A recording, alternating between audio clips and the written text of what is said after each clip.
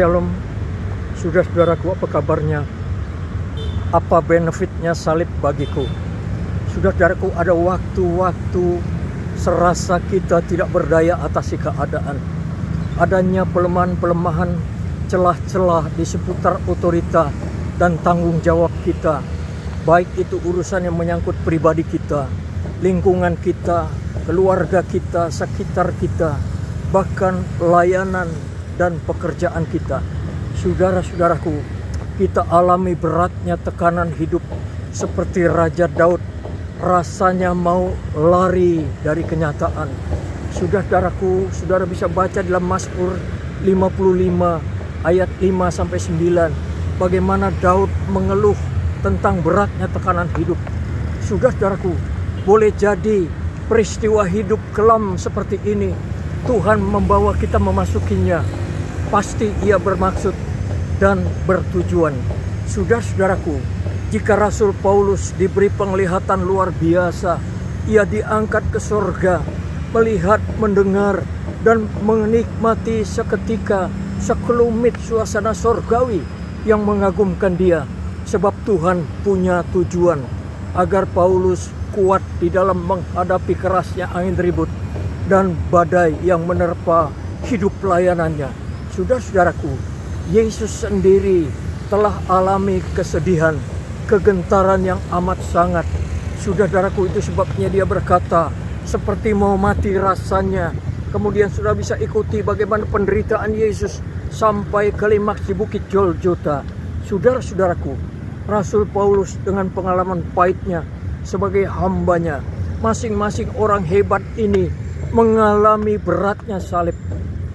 Saudara-saudaraku, kita jujur bertanya, sebab hal-hal salib ini mengusik nalar kita. Mengapa kematian Yesus seolah-olah tidak cukup? Mengapa kita masih perlu menanggung salib berat?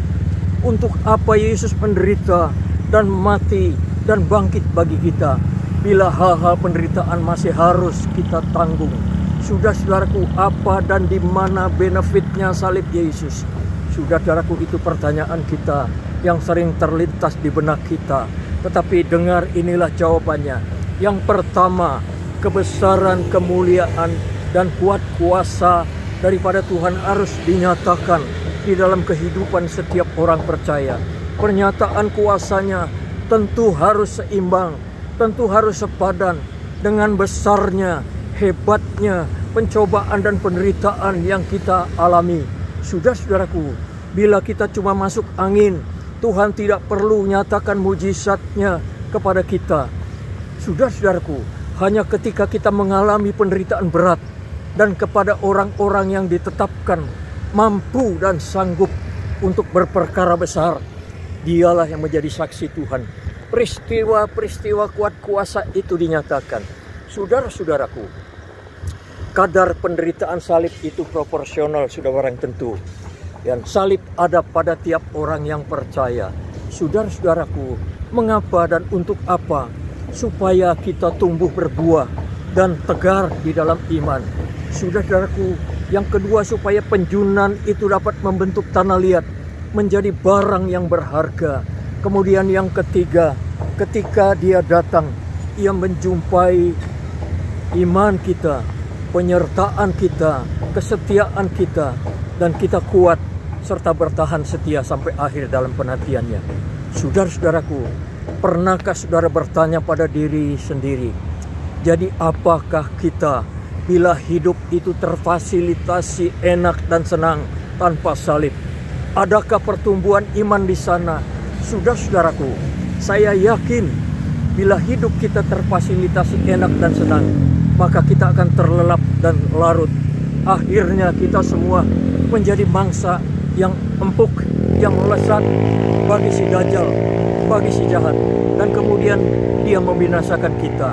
Saudara-saudaraku, inilah antara lain alasannya mengapa kita harus masih menanggung salib penderitaan, supaya kita menjadi kuat, supaya iman kita kokoh dan tegar. Saudara-saudaraku, menjadi pemercaya yang tangguh, meski salib berat kita pikul, menjadi kuat seumpama Raja Wali yang naik terbang dengan kekuatan sayapnya. Saudara-saudaraku, kita tidak cengeng menghadapi badai dan tantangan. Saudaraku, prinsip iman, no crown without cross. Bila pikulan salib saudara berat, maka upah mahkota tentu saja besar menanti kita. Bila pikulan salib itu ringan, maka upah dan mahkota akan disesuaikan. Saudara-saudaraku, inilah benefitnya salib bagi kita, bagi orang percaya. Kiranya Tuhan memberkati saudara. Haleluya.